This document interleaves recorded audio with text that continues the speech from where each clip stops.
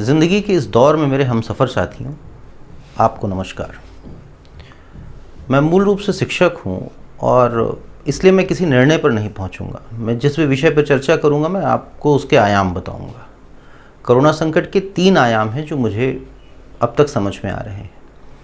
पहला आयाम वो है जिसके अंतर्गत हम ये मान लें कि ये संकट वास्तविक है और जैसे कि कोरोना बीमारी बहुत भयावह बीमारी है जो बहुत तेज़ी से फैली है और लाखों लोग मर रहे हैं और करोड़ों इसमें मर जाएंगे। ठीक है, इसे एक स्वीकार कर लेते हैं। एक आयाम हुआ ये, और इसके बारे में आप लोग बहुत कुछ पढ़ चुके हैं, जानते हैं, इसलिए कोई बहुत ज़्यादा विस्तार से बताने की ज़रूरत नहीं। दूसरा आयाम एक और आयाम है। जब हम दुनिया में कोरोना के प्रसार को देखते हैं तब वो आयाम हमें समझ में आता है।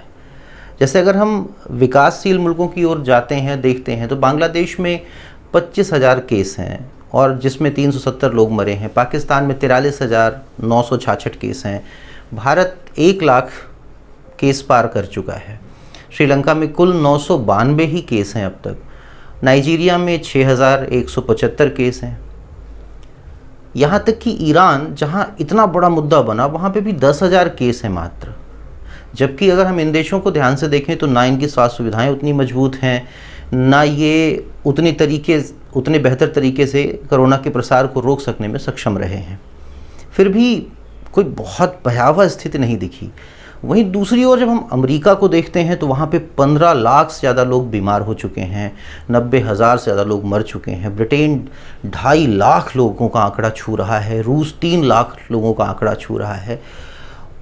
अब ज़रा इसको समझने की कोशिश करते हैं कि ऐसा क्यों है। तो एक मुद्दा है चौथी औद्योगिक क्रांति, जिसको हम रोबोटिक्स या ऑटोमेशन से जानते हैं। अब कोरोना संकट के बाद एक चीज़ तो तय हो गई कि जो बड़ी मैन्युफैक्चरिंग इकाइयां हैं वो बहुत सारे मज़दूरों से काम नहीं कराने जा रही हैं, बल्कि वो मशीनों की तरफ शिफ्ट होंगी, क्योंकि उन्हें लगेगा मज़दूरों को ज़्यादा रखने पे इस तरह की समस्या कोई और आती है, ज़्यादा एम्प्लॉय को लोग हायर करते हैं, कोई इस तरह का संकट और आता है तो उनका प्रोडक्शन फिर से रुक जाएगा। तो ऑटोमेशन की ओर शिफ्ट है। और बड़ी टेक्नोलॉजी किसके पास है दुनिया में? रोबोटिक्स को बनाया किसने? ऑटोमेशन कहाँ पे बहुत ज़्यादा है? और इस संकट से तो ब्रिटेन जूझ रहा था, अमेरिका जूझ रहा था, यूरोप के देश जूझ रहे थे। हम तो नहीं जूझ रहे थे, हम तो श्रम प्रधान मुल्क हैं। लेकिन अब हमारे यहाँ भी यही होगा, और जब मशीनें पूरी दुनिया पे हावी होंगी तो किसका राज होगा? ये एक बड़ा मुद्दा है। रही बात अमेरिका में इतनी मौतों की, तो 2010 में अमेरिका में स्वाइन फ्लू से भी 12,000 लोग मरे थे, और तब वहाँ पे बूढ़े लोगों की जनसंख्या 13% थी, जो अब बढ़ करके 17% हो गई है। 4% जब आप 33 करोड़ जनसंख्या में देखते हो ना, तो ये बहुत बड़ा आंकड़ा हो जाता है। तो थोड़े से ज़्यादा मर जाने पे कोई बहुत बड़ी दिक्कत नहीं आ रही है। और यही ब्रिटेन के साथ है, वहाँ पे भी लोग बूढ़े हो रहे हैं, बच्चे लोग कम पैदा कर रहे हैं। जो जनसंख्या बढ़ रही है वो एशिया जैसे देशों की बढ़ रही है, एशिया महाद्वीप के देशों की बढ़ रही है, अफ्रीका महाद्वीप के देशों की बढ़ रही है, और यहाँ की जनसंख्या युवा भी है। अब उनके लिए रोजगार नहीं होने वाले हैं। मैं नॉम चोम्स्की को यहाँ पे कोट करना चाहूँगा। एक शायद 1988 की बुक है उनकी, मैन्युफैक्चरिंग कंसेंट, जिसमें उन्होंने बताया कि मीडिया कैसे जो है वो सहमति बनाती है। जैसे जैसे मीडिया का आकार बड़ा हो जाता है, कोई टेलीविज़न चैनल को लीजिए, वैसे वैसे उसमें बहुत लोग काम करते हैं, उसका खर्चा बहुत होता जाता है। अब जब खर्च ज़्यादा बढ़ेंगे तो उसको ज़्यादा पैसा चाहिए होगा, और पैसा आता कहाँ से है? ऐड से।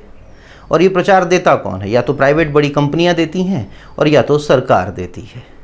तो इस तरीके से एक प्रोपोगंडा क्रिएट होता है जो हमें डराता है, हम जिसके कारण सहम से रहते हैं। अब आते हैं हम भारत पे।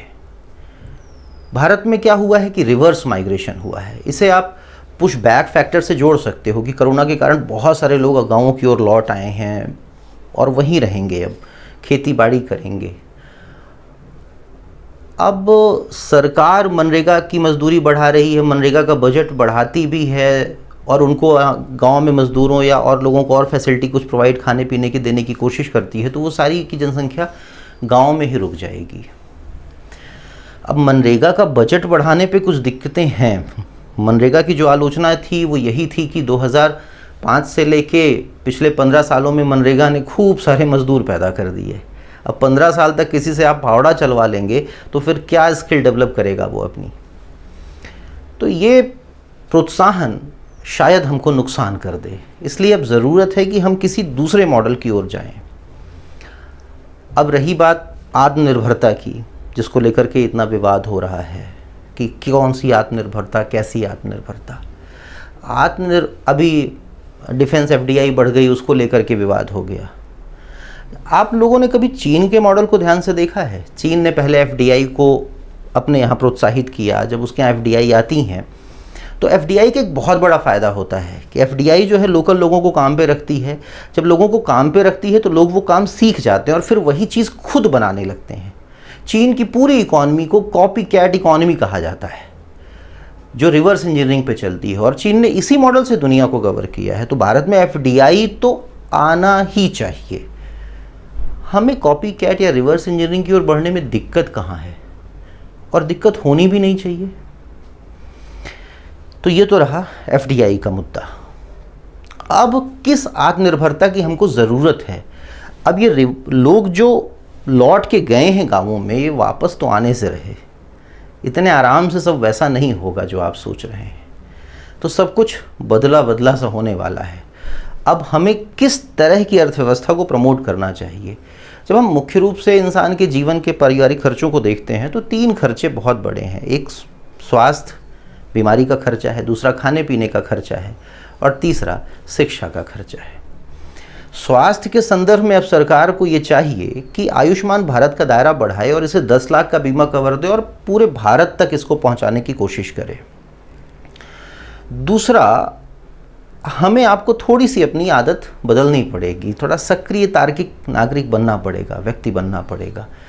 हम डाइटिंग की ओर ना जाएं, बल्कि हम बेहतर खाएं और खूब कसरत करें, योग करें और शरीर को सही करें। उससे हमारी इम्यूनिटी भी अच्छी आएगी और खाने पीने की स्थानिक चीज़ों की मांग बढ़ेगी। ताज़ा खाएं, और खाने पीने की चीज़ों की जो सप्लाई चेन बहुत बड़ी है, जब हम पैकेज्ड फूड लेते हैं उससे हमें मना करना पड़ेगा, बल्कि हम फोकस करें कि अपनी लोकल चीज़ों का उपभोग खूब बढ़िया से करें।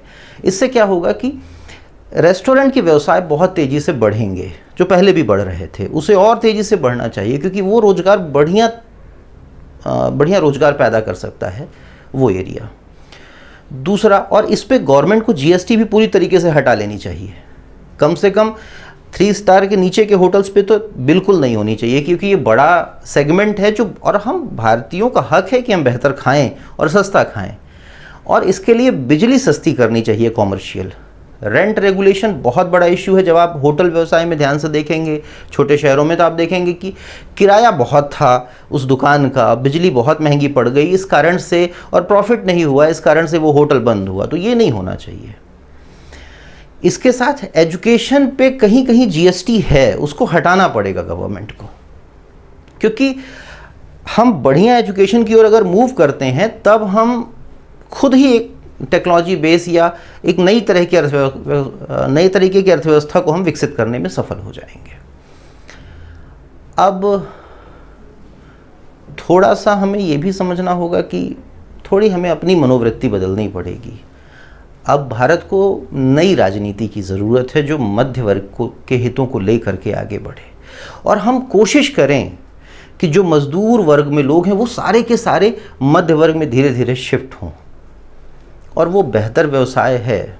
कम से कम खाद्य का व्यवसाय तो बढ़िया है, फूड प्रोसेसिंग का बढ़िया है, उस ओर जाएं हम। तो नहीं तो दिक्कत यह है कि हम क्या करते हैं कि हमारी सारी चेतना इस पे आके रुक जाती है कि हम मध्यम वर्ग के नाम पे जाति को प्रमोट करने लगते हैं। अपने छोटे छोटे राजनीतिक हितों को लिए हम पूरी व्यवस्था को ही दूषित करने लगते हैं। कोई धर्म के नाम पे मध्यम वर्ग की बात करने लगता है और कोई अपने क्षेत्रीय मुद्दों के आधार पे बात करने लगता है। अब हमें एक अखंड भारत की ज़रूरत है और उसमें एक बड़े मध्यम वर्ग की ज़रूरत है। और मध्यम वर्ग असल में एक चेतना है जो हम सबको जोड़ती है। ये वैसा ही होता है जैसे अगर मैं किसी जाति का सदस्य हूँ और मैं कहूँ कि मैं जाति X का हूँ, लेकिन उस जाति वाले माने ही ना, बोले कि तुम जाति Y के हो, तो मैं तो नहीं माना जाऊँगा। मैं कहूँ मैं फ़लाने परिवार का सदस्य हूँ, परिवार वाले माने कि हाँ तुम सदस्य हो, लेकिन गांव वाले बोले कि तुम सदस्य नहीं हो, तो भी मैं सदस्य नहीं रह पाऊंगा। ऐसे ही मध्यम वर्ग की सदस्यता है। मध्यम वर्ग की सदस्यता के साथ सबसे बड़ी बात यह है कि हमें मानना पड़ेगा कि हम मध्यम वर्ग के हैं, और हमारे साथ बाकी लोगों को मानना पड़ेगा कि हाँ तुम मध्यम वर्ग के हो,